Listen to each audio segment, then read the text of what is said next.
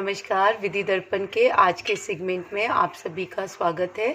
आज इस सेगमेंट में हम बात करने जा रहे हैं कि प्रतियोगी परीक्षाओं का या फिर किसी भी जॉब के लिए जब हम साक्षात्कार देने जाते हैं, इंटरव्यू देने जाते हैं, तो वो कौन सी स्किल्स हैं जिनके माध्यम से हम उस इंटरव्यू को क्रैक कर सकते हैं। अपनी बात में शुरू करूं उसके पहले मैं एक प्रश्न आप सभी से करना चाहती हूं कि क्या नॉलेज अकेली पर्याप्त है किसी भी पोजीशन को अचीव करने के लिए, किसी भी इंटरव्यू को क्रैक करने के लिए। तो डेफिनेटली नॉलेज का बहुत इम्पॉर्टेंट रोल है, पर ये ही सफिशिएंट नहीं है। केवल नॉलेज मात्र से आप किसी भी पद पर नहीं पहुंच सकते, आप किसी भी इंटरव्यू को क्रैक नहीं कर सकते। नॉलेज के साथ साथ आपको बहुत सारी स्किल्स ऐसी होती हैं जो आपके अंदर इनबिल्ट होनी चाहिए। दोस्तों, जो नॉलेज का टेस्ट होता है वो प्री और मेंस के लेवल पर ही हो जाता है, और प्री और मेंस जो होते हैं वो बेसिकली नॉलेज बेस्ड टेस्ट होते हैं। पर जो इंटरव्यू होता है उसमें आपके व्यक्तित्व का परीक्षण किया जाता है, उसमें आपकी पर्सनालिटी को एनालाइज किया जाता है, और पर्सनालिटी के बेसिस पर ही आपको मार्क्स दिए जाते हैं, और उन मार्क्स के बेसिस पे ही आपका इंटरव्यू क्रैक होता है। अब यदि हम देखें पर्सनालिटी में इंटरव्यूअर्स हमारी क्या देखना चाहते हैं, तो सबसे पहले तो हमें ये जानने की ज़रूरत है कि हमारा व्यक्तित्व दो तरह का होता है। एक होता है हमारा आउटर पर्सनालिटी और एक होती है हमारी इनर पर्सनालिटी। यानी जब भी हम किसी से मिलते हैं और अगर वो इम्प्रेसिव है, उसे देखने पर हमारे मन में एक इम्प्रेशन पड़ता है, तो हम ये कहते हैं कि ये व्यक्ति बहुत इम्प्रेसिव है, ये व्यक्ति बहुत अट्रैक्टिव है। तो हमने क्या देखा? हमने उसका भारी रूप देखा, हमने उसका भाई लुक देखा। तो ये जो पर्सनालिटी होती है वो कहलाती है आउटर पर्सनालिटी। और एक पर्सनालिटी जिसे हम तब जान पाते हैं जब हम उस व्यक्ति से चर्चा करना स्टार्ट करते हैं, जब हम उस व्यक्ति से कम्युनिकेशन स्टार्ट करते हैं। जैसे जैसे हम उसके साथ कम्युनिकेशन करते हैं वैसे वैसे हम जान पाते हैं कि वो अंदर से कैसा व्यक्तित्व है, अंदर से वो किस तरह का व्यक्ति है। तो इसी तरह से दोनों पर्सनालिटी जो आपकी होती है, आउटर पर्सनालिटी और इनर पर्सनालिटी, इंटरव्यू में मेनली आपकी पर्सनालिटी को एनालाइज किया जाता है। अब हम बात करें कि इन दोनों पर्सनालिटीज़ को हम किस तरह से प्रेजेंट करें ताकि हम पहले अटेम्प्ट में ही इंटरव्यू को क्रैक कर सकें। तो सबसे पहले मैं यहाँ पे बात करूँगी आउटर पर्सनालिटी की। आउटर पर्सनालिटी जो होती है उसमें सबसे पहला इम्प्रेशन जो पड़ता है वो पड़ता है आपकी ड्रेस का। आपने किस तरह का ड्रेस पहना है, आपने किस तरह से रूम में एंट्री की है, क्या आपने रूम में एंट्री करने से पहले इंटरव्यूअर से परमिशन मांगी, आप किस तरह से अपनी चेयर पर बैठते हैं। तो ये जो चीज़ें हैं ये आपकी आउटर पर्सनालिटी को शो करते हैं। जैसे आप कितने पोलाइट हैं, आप कितने पोलाइटनेस के साथ अपनी बात कर रहे हैं। तो ये जितनी भी चीज़ें हैं ये आपकी आउटर पर्सनालिटी को शो करती है। और आउटर पर्सनालिटी के लिए सबसे इम्पॉर्टेंट होता है आपका कॉन्फिडेंस। अगर आप में नॉलेज है पर आप कॉन्फिडेंट नहीं हैं तो आप कभी भी इंटरव्यू क्रैक नहीं कर सकते। वहीं दूसरी तरफ अगर आप में नॉलेज एट पार लेवल की नहीं भी है पर आपका कॉन्फिडेंस बहुत अच्छा है, आपको चीज़ों को टर्न करना आता है, तो भी आप इंटरव्यू को क्रैक कर सकते हैं।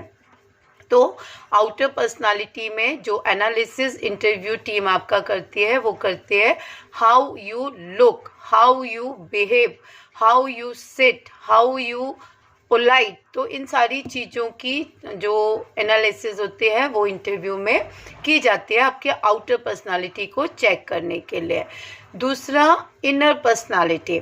इनर पर्सनालिटी के लिए वो आपके साथ कम्युनिकेशन करते हैं, वो आपसे बातचीत शुरू करते हैं। तो बातचीत में वो ये देखना चाहते हैं कि आपसे क्या पूछा जा रहा है, क्या आप उस प्रश्न को समझने की कैपेसिटी रखते हैं और आप उस प्रश्न को समझते हुए ही उसका आंसर दे रहे हैं, या आपसे पूछा कुछ जा रहा है और आप आंसर कुछ और दे रहे हैं। तो यहाँ पे जो प्रश्न है और उसका आप जो आंसर दे रहे हैं उन दोनों के बीच का कोरिलेशन टेस्ट किया जाता है कि आप में बुद्धिमत्ता आपकी जो है वो कितनी है, आप चीज़ों को ढंग से सुन पा रहे हैं, चीज़ों को ढंग से समझ पा रहे हैं, चीज़ों को सुनने और समझने के बाद एनालाइज कर पा रहे हैं कि आपको क्या आंसर देना है। और कई बार आपने देखा होगा कि आप इंटरव्यूअर द्वारा पूछे गए प्रश्न का अगर आपको आंसर नहीं आता तो बहुत सारे लोग आपने देखे होंगे जो बहस करने लगते हैं, जो अड़ जाते हैं। ऐसी कंडीशन में मैं यहाँ पर बोलूँगी कि थोड़ा सावधान रहना चाहिए, और अगर आपको कोई प्रश्न का आंसर नहीं आता तो आपको सॉरी बोलकर उस प्रश्न से आगे निकल लेना चाहिए। इसके बाद में आपसे वो कई तरह के प्रश्न पूछ सकते हैं जो आपकी पर्सनालिटी के बारे में होते हैं, या जिस शहर से आप हैं, जिस कॉलेज से आप हैं, जिस विश्वविद्यालय से आप हैं, उन सब चीज़ों से संबंधित प्रश्न भी वो आपसे पूछ सकते हैं। जैसे आप किस कॉलेज से पास आउट हैं, आपने जो इस कॉलेज से पास आउट किया वो किस सन में इस्टेब्लिश हुआ था, आप किस यूनिवर्सिटी से आपने डिग्री ली है, उस यूनिवर्सिटी का इस्टेब्लिशमेंट कब हुआ था, आपके शहर से मेंबर ऑफ पार्लियामेंट कौन है, और आपके यहाँ पे हाई कोर्ट जज जो हैं वो कौन है, या आपके यहाँ पे कौन कौन से कोर्ट्स इस्टेब्लिश किए गए हैं। और अगर आपके शहर में कुछ फेमस है, जैसे अगर हम ग्वालियर की बात करें तो तानसेन का मकबरा, या जो ग्वालियर फोर्ट है ना, या ग्वालियर का जो मेला है, ये काफ़ी फेमस चीज़ें हैं, तो इनके विषय में भी आपसे प्रश्न पूछे जा सकते हैं। इसके अलावा वो आपकी अभिरुचि के संबंध में भी प्रश्न कर सकते हैं, यानी वो आपकी हॉबी के बारे में भी पूछ सकते हैं। आश्चर्य की बात होती है कि बहुत सारे लोगों से जब उनकी हॉबी के बारे में बात की जाती है तो वो कहते हैं कि मेरी एज सच कोई हॉबी नहीं है। तो ये जो आंसर हम देते हैं कि मेरी एज सच कोई हॉबी नहीं है, ये हमारे मार्क्स को डाउन करता है, क्योंकि ऐसा कोई व्यक्ति होता ही नहीं है जिसकी कोई हॉबी ना हो। तो आपको पता होना चाहिए कि आपकी क्या हॉबी है और आप अपनी हॉबी को पूछे जाने पे किस तरह से व्यक्त करते हैं, ये भी इम्पॉर्टेंट होता है। साथ में ही वो ये भी देखते हैं कि आपका दृष्टिकोण कैसा है, आप समस्याओं के और चीज़ों के प्रति प्रॉब्लम सॉल्विंग अप्रोच रखते हैं या नहीं रखते हैं, आपका अपने हायर अथॉरिटीज़ के साथ में किस तरह का एटीट्यूड रहेगा। तो वो कुछ ऐसे प्रश्न भी आपसे करते हैं जिससे वो आपकी प्रॉब्लम सॉल्विंग अप्रोच देखना चाहते हैं। वो आपको एक सिचुएशन बनाकर देंगे कि इस सिचुएशन में अगर आप होते तो आप क्या करते, तो किस तरह से आप उस प्रॉब्लम को समझकर उसका एनालाइज करके फिर आंसर देते हैं, ये इम्पोर्टेंस रखता है। और इसके अलावा फिर वो ये भी देखते हैं और इस तरह से भी पूछते हैं कि अगर आपके अथॉरिटी से कभी आपकी बहस हो जाती है या आपको लगता है कि आप सही हो फिर भी आपकी अथॉरिटी आपको आर्ग्यू कर रही है या आपको डांट रही है, तो ऐसी सिचुएशन में आप क्या करेंगे। तो बहुत सारी चीज़ें हैं जो आपकी इनर पर्सनालिटी को शो करते हैं। इसके अलावा सबसे इम्पॉर्टेंट होती है आपकी कम्युनिकेशन स्किल, यानी आप अपनी बात को सामने वालों तक पहुंचाने में कितने सफल हो रहे हैं। इस चीज़ की भी आपकी कैपेसिटी, आपकी कैपेबिलिटी बहुत इम्पॉर्टेंट रोल प्ले करती है किसी भी इंटरव्यू को क्रैक करने में। आपने देखा होगा कि बहुत सारी चीज़ें होती हैं जैसे गधा और घोड़ा, पर क्या दोनों सेम है? क्या गधा और घोड़े का एक ही बर्थ है? तो एक सेम जैसे वो लोग नहीं है। गधा गधा कहलाता है क्योंकि गधे का विज़न नहीं होता, उसका कोई मिशन नहीं होता। वहीं पे घोड़ा जो होता है, घोड़े को एक ताकतवर जानवर के तौर पे कंसीडर किया जाता है और ये माना जाता है कि वो दिमाग से तेज होता है, उसका अपना एक विज़न होता है। तो आप भी बिना नॉलेज के, बिना कॉन्फिडेंस के, बिना कम्युनिकेशन स्किल के सामने इंटरव्यूअर्स को इम्प्रेस नहीं कर सकते।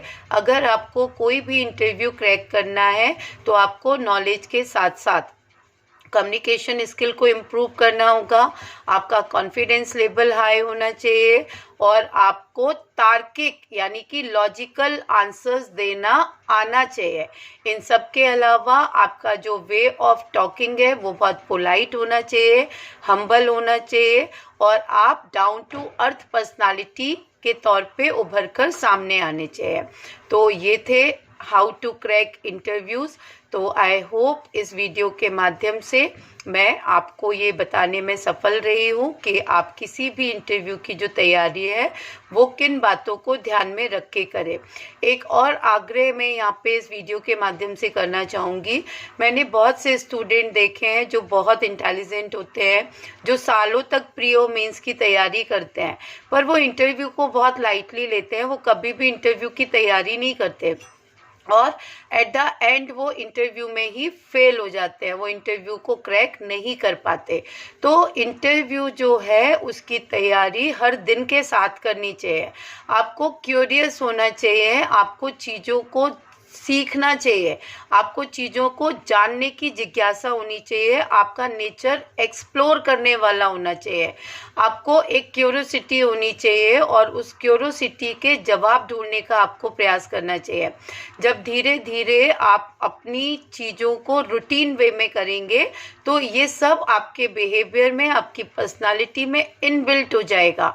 फिर आगे चल के आपको इंटरव्यू के लिए कहीं किसी के पास तैयारी करने के लिए जाने की आवश्यकता नहीं होगी।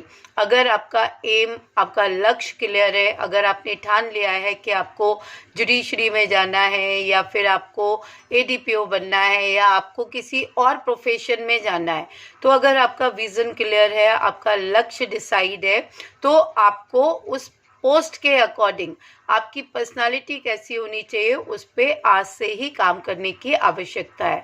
आई होप इस वीडियो से कुछ कम्युनिकेशन और कुछ स्किल रिलेटेड इन्फॉर्मेशन मैं आपके साथ शेयर कर पाई हूँ। अगर आपने इस चैनल को अभी तक सब्सक्राइब नहीं किया है तो प्लीज़ इस चैनल को सब्सक्राइब करें और बेल आइकन को ऑल पर सेट करें ताकि आगे आने वाली अपडेट्स भी आपको मिल सके।